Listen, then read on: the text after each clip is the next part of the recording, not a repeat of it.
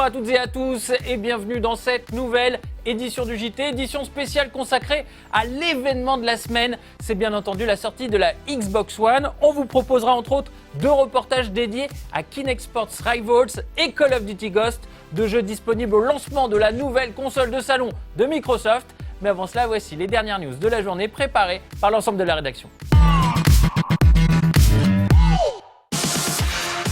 Coup de théâtre pour les amateurs de diffusion de jeux en direct. La fonction de streaming ne sera activée sur Xbox One qu'à partir de l'an prochain. Une option pourtant très en vogue que Microsoft et son partenaire Twitch ont décidé de reporter officiellement pour assurer un service de qualité optimale. Avantage à la PlayStation 4 sur ce terrain qu'elle parcourt déjà sans difficulté. Encore une étape de franchie pour League of Legends ou LoL pour les intimes. L'éditeur Riot Games annonce que la finale de la 3e Coupe du Monde a été vue par 32 millions de spectateurs en ligne, dont 8,5 millions en pic simultané. Un record absolu pour une compétition de jeux vidéo. Récemment annoncée comme exclusive à la version arcade de Dead or Alive 5 Ultimate, la très kawaii Marie-Rose, fashionista et sans aucun doute blogueuse mode, sera finalement aussi proposée sur les versions console du jeu.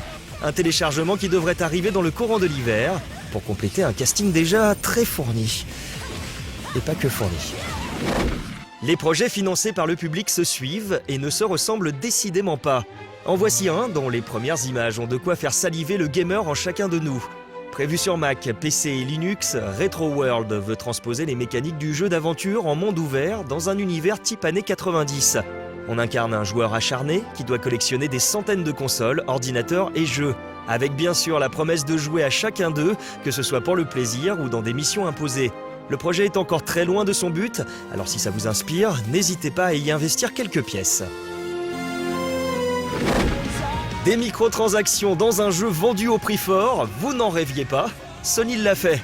Gran Turismo 6 comportera en effet différentes offres internes pour acheter des crédits virtuels avec de l'argent bien réel. Le but étant, pour les moins patients, d'accéder directement à du contenu qu'il faut normalement débloquer en jouant.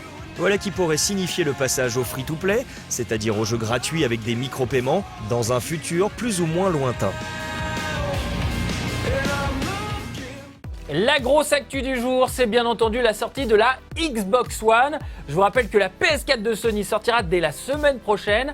Alors depuis quelques jours, le JT de Game One vous détaille tous les jeux disponibles au lancement des 2 machines et les réelles différences apportées par rapport aux consoles actuelles PS3 et Xbox 360. Aujourd'hui, on s'intéresse tout particulièrement à Call of Duty Ghosts.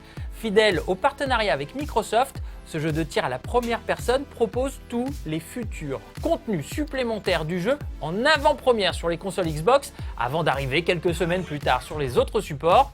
Mais la question que tous les fans se posent est: quelle est la vraie différence lorsqu'on joue sur Xbox One? Voici quelques éléments de réponse dans ce reportage de Clément Zarambovitch.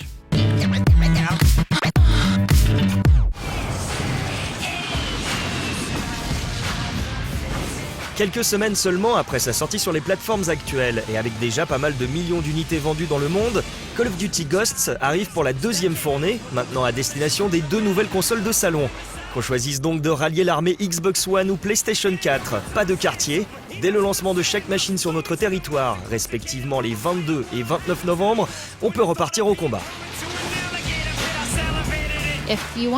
Si vous comptez passer à la version next-gen de Call of Duty Ghosts, vous pouvez évidemment vous attendre à des graphismes bien meilleurs. Nous avons amélioré le rendu des éclairages et effets de lumière. Nous avons aussi des nouvelles techniques, comme les surfaces de subdivision. Concrètement, ça ajoute des polygones sur chaque élément du jeu, que ce soit les personnages, les objets, les véhicules. Le but est de s'assurer que le rendu final soit plus net, qu'il n'y ait plus d'arêtes apparentes. Tout a l'air plus lisse, quelle que soit la distance à laquelle on se tient d'un élément. C'était très important pour nous. Et en dehors du visuel, on a fait des retouches sur la bande-son par exemple. L'équipe a travaillé sur des techniques de réverbération très poussées. Les effets sonores prennent en compte l'endroit où vous vous trouvez pour modifier les sensations. Si vous êtes dans un espace réduit et fermé, vous entendez l'écho de votre arme. Mais si vous êtes dehors, le son se répand très loin. Les joueurs vont vraiment ressentir cette différence. Les nouvelles consoles apportent également des services et options inédits. Sur Xbox One par exemple, les serveurs informatiques dédiés de Microsoft permettent un jeu en ligne plus fluide que jamais. Et on peut donner avec Kinect des ordres vocaux à Riley, le toutou soldat. Par ailleurs, le multijoueur monte à 9 contre 9. Et la dernière bonne nouvelle, c'est que les sauvegardes Xbox 360 et PS3 ne seront pas perdues. Si vous restez chez le même constructeur, toutes vos données Call of Duty ID sont transférables en un instant. C'est beau, le progrès.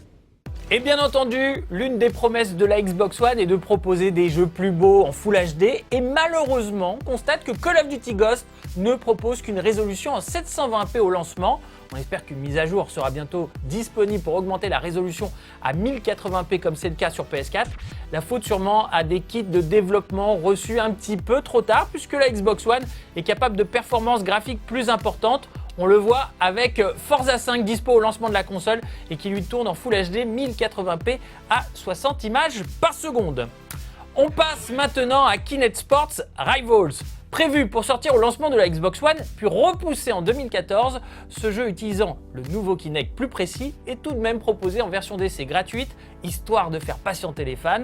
Cette version d'essai permet de tester les courses de jet ski, l'une des 6 activités prévues dans la version finale.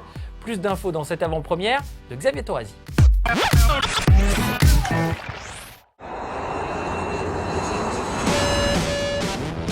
Faute de ressembler vraiment aux promesses faites par Kinect avant sa sortie, les 2 saisons de Kinect Sport sur Xbox 360 avaient bien eu peine à convaincre la critique et les joueurs exigeants.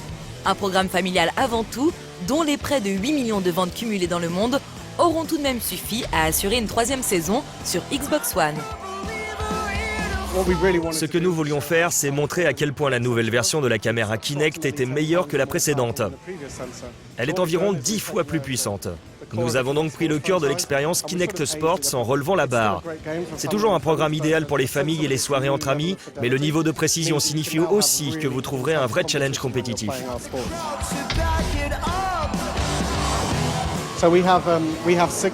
Il y a donc 6 sports différents à travers 9 modes de jeu au lancement. Il y a du jet ski, de l'escalade, dans laquelle il s'agit d'arriver au sommet en premier, mais aussi de pousser les adversaires dans le vide. Il y a une sorte de football déjanté façon Shaolin Soccer. Il y a aussi du tir, du bowling et du tennis. Toutes les disciplines sont compétitives, par exemple 2 contre 2 en ligne ou 4 contre 4 dans la même pièce. Il y a plein de combinaisons selon le sport choisi. Si le jeu a été reporté au printemps, au lancement de la console, on pourra tout de même télécharger gratuitement la course de jet ski, couplée à des challenges hebdomadaires. Une application Xbox One qui servira ensuite à celles et ceux qui achèteront le jeu dans sa version finale. Dans les prochains mois, on va continuer à programmer du nouveau contenu, des événements, des tournois, pour tenir les joueurs en haleine. Et l'application permettra de se tenir au courant des compétitions sans avoir à rentrer dans le jeu lui-même. Vous pouvez être devant votre Xbox One à faire l'une des nombreuses activités possibles sur cette console, ouvrir l'application dans un coin et consulter votre position au classement, découvrir les derniers challenges proposés, ainsi de suite. On l'utilisera comme un fil d'actualité continu sur le jeu.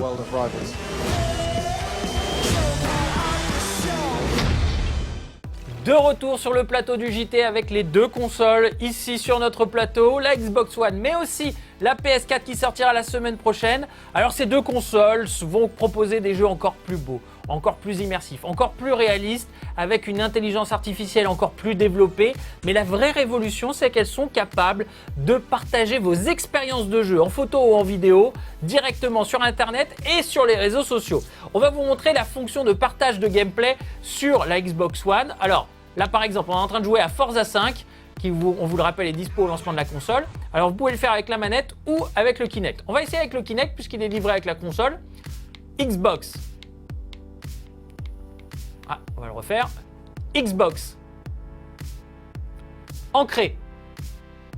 Donc là, on dit ancré pour justement être en multitâche et voir quelque chose à côté. Ça s'appelle jeu DVR. Donc on va lancer ça.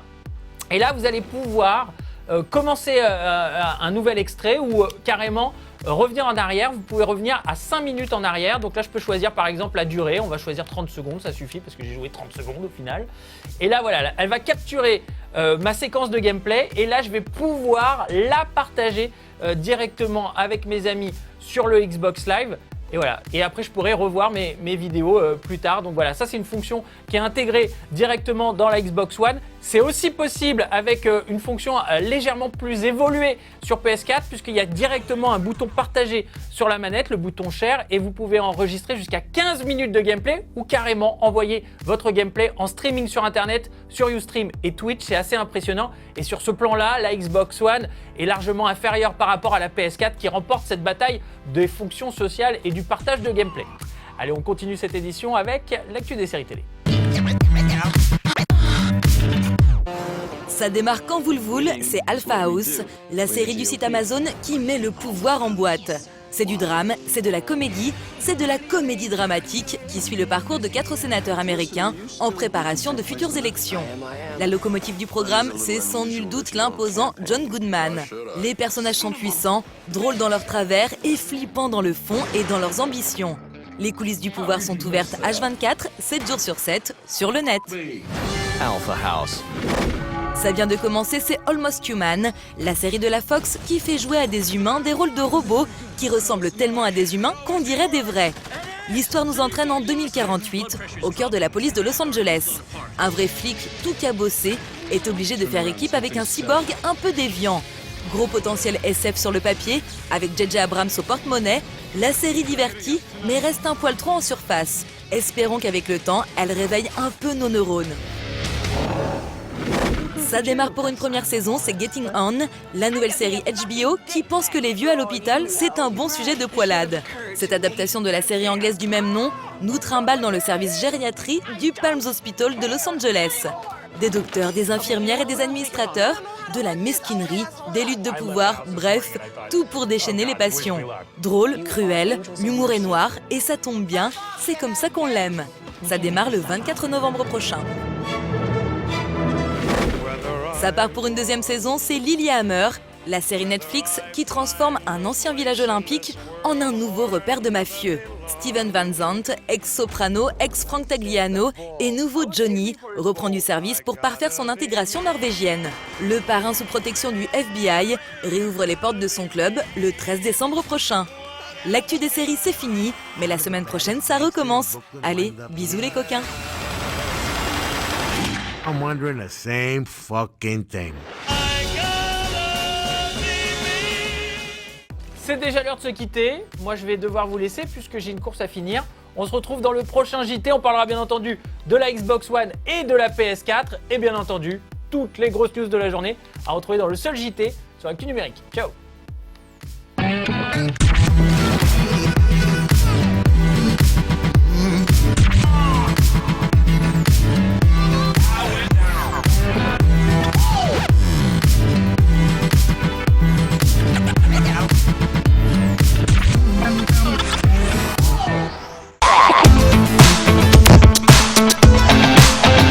Game one.